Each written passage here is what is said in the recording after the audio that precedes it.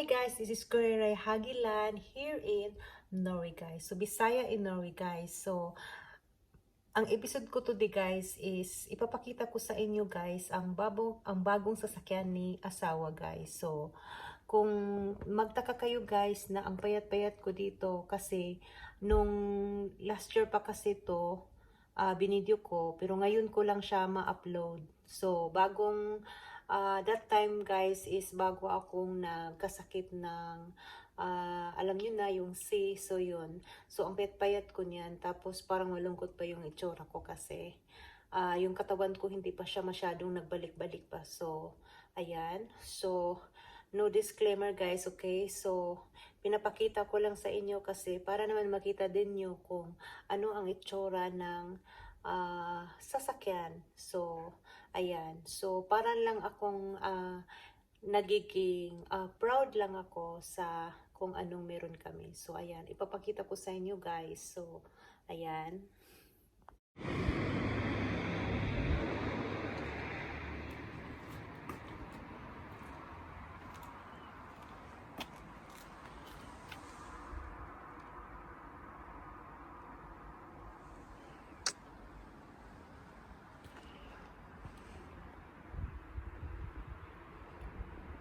Hi guys, this is Kureray Hagilan here in Overbo, Norway guys.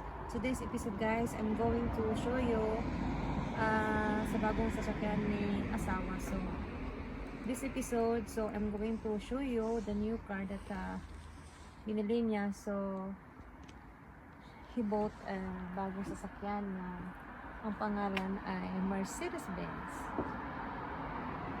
So ayan. So, ipapakita ko sa inyo ang kabuuan. So, kung nakikita nyo ang gulong niya, 'di ba? Iba siya sa Tesla. So, maganda rin yung niya. So, at first time yung parang niya, side mirror, same din siya sa Tesla na close din siya tapos nagagaling po siya. So, focus mo dito ang siya. O, kung nakikita nyo, mayroon talaga siyang mga marka. Yan. So, open up natin. So, yan. Welcome to our new car. So, pag apak mo pa lang, nakikita natin yung pangalan. So, that's inside. So, uupo tayo dito. Kung uupo, ito naman yung nagiging high-tech niya sa Mercedes. Iba din siya sa Tesla kasi pag uupo ka lang, katulad dito, nag-lie down yung chair. So, igaganyan lang siya. Kung gusto natin i-up yung ganyan lang siya. So, napupush ako dito. Tapos ganyan, igaganyan lang din. Para mag-backward din yung upuan niya. So, ganyan din yung high-tech niya. So, isara natin.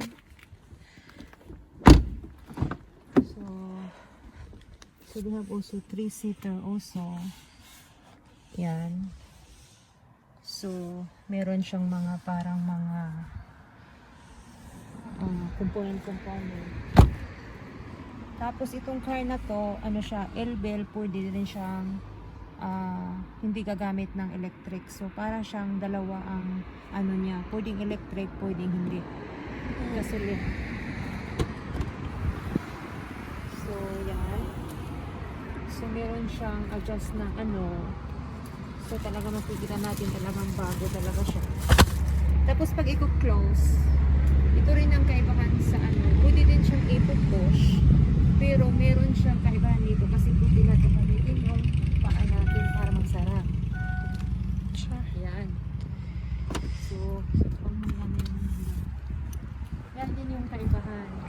So, ganyan. Same.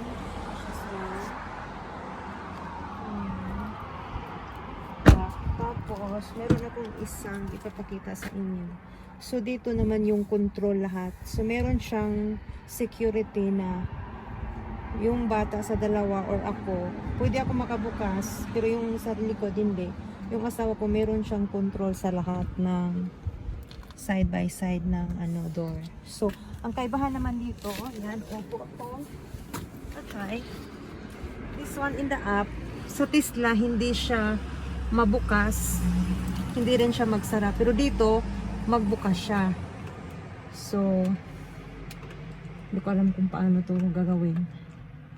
Parang kailangan yata siyang i-start. Pero hindi ko siya ma-start kasi baka tatakbo. So, yan na. So, magbubukas talaga to. Pero hindi ko lang. Tapos, meron din tong cover up para hindi siya makikita din yung sun. Pag masyadong sunny, hindi rin siya. Pero, hindi ko siya pwedeng galawin. So, see? Pag nakikita din nyo yung yan. Di ba? Ang ganda yung niya. Tapos, meron din siyang maliit na TV. At the same time, meron siya. Ito, si Angela. So, maganda yung niya. Tapos pag nakikita nyo, lahat siya leader. Leader siya dito, leader. Leader yung niya. Lahat leader siya. Yung mga side by side. So, yeah. Leader. So, ito yung kaibahan niya sa Tesla. So, maganda siya. Yan. So, pag i-close natin, so, nagbalik din yung yan.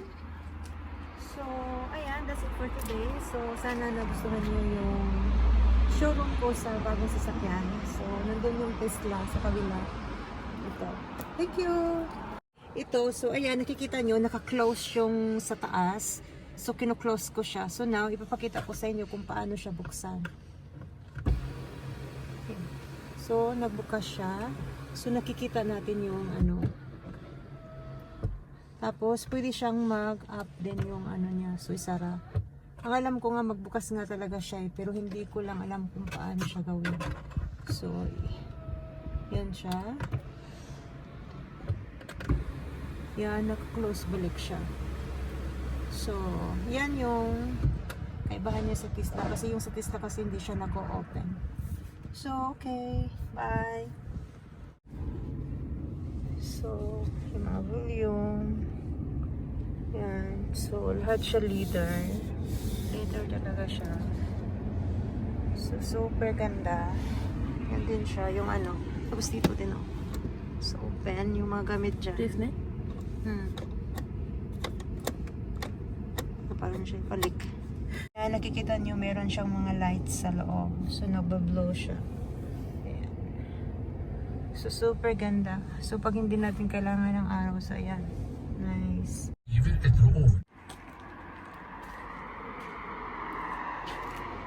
Thank you for watching, guys. So, sana nagustuhan nyo ang aking bagong content ngayon. So, ayan. So, God bless everyone. So, subscribe. Bisaya in Norway. Bye!